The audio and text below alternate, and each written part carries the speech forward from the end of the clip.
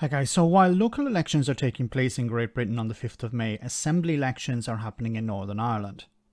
Currently the largest party is the DUP, and they have hinted at refusing to go into government with Sinn Féin. Polling is pointing to the Republican Party becoming the biggest in Stormont, meaning their leader would likely become First Minister. The DUP has said this would be unacceptable. The current makeup is DUP First Minister, Sinn Féin Deputy First Minister. It's important to remember that both roles have the same power, but if the first goes, the deputy is obliged to resign. The DUP has somewhat changed their rhetoric of late, saying that they want the Northern Ireland Protocol sorted out before they can go into government with the Republicans.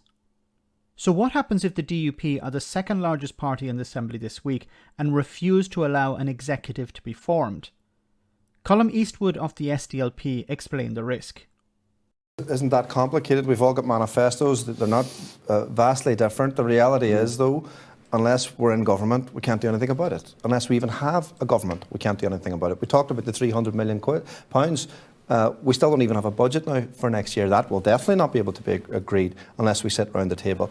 If we don't do that, though, just think what's coming down the line. Boris Johnson, Jacob Rees-Mogg, those people are going to be running this place. Does anybody of any political persuasion really believe that that will be better for us than us rolling our sleeves up, getting back to work, getting money into people's pockets and dealing with the crisis in the health service?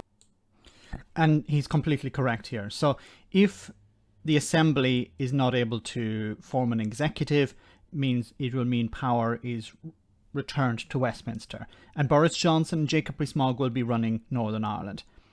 Most people in Northern Ireland don't want that. They would like local representatives that they have voted for to run Northern Ireland, to make sure that the cost of living crisis is dealt with, the health service is dealt with, the problems in the health service are dealt with. This is important for the people of Northern Ireland. Now, why is this a risk? Why is there a possibility that power would be returned to Westminster? Well, the DUP and its leader, Jeffrey Donaldson, have said that they don't want to go into power. They've been on and off about this, but they've been saying that they don't want to go into power with Sinn Féin if Sinn Féin become the biggest party. Now, the polling is pointing to Sinn Féin becoming the biggest party. It's not guaranteed yet. Of course, the vote is on the 5th of May. But if Sinn Féin become the biggest party, they will be given the position of First Minister. This would, in the eyes of unionists, demonstrate to them clearly that their days are over.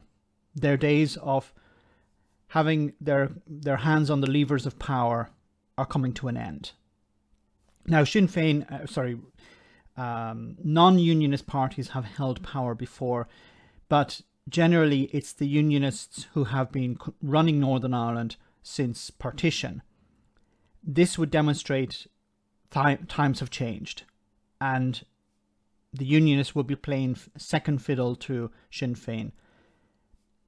This would be very difficult for many people in the unionist community to accept. This would be very difficult for the DUP to accept. Now, the DUP have been saying, look, we're not going to allow an executive to form unless the Northern Ireland Protocol is sorted out. Well, what does that mean? Because you've been talking about getting rid of the protocol. The only people who can get rid of the protocol are Boris Johnson and the EU, and neither seem very interested in doing that. So this could be just some saber rattling by the DUP. When the vote eventually comes in, and if Sinn Féin become the biggest party and they have the role of First Minister, it's likely that the DUP will bite the bullet and say, okay, yes, we'll put our minister forward as Deputy First Minister. But it's not guaranteed. And the likes of the more extreme parties like the TUV and others will probably start criticising them. How does this affect the protocol? Well, Sinn Féin are supportive of maintaining the protocol, and I think the rhetoric about getting rid of the protocol will likely die down after that. But then Northern Ireland is not very predictable. Let me know in the comment section, guys, what you think about all of this. As always, your comments are greatly appreciated. Thanks a lot.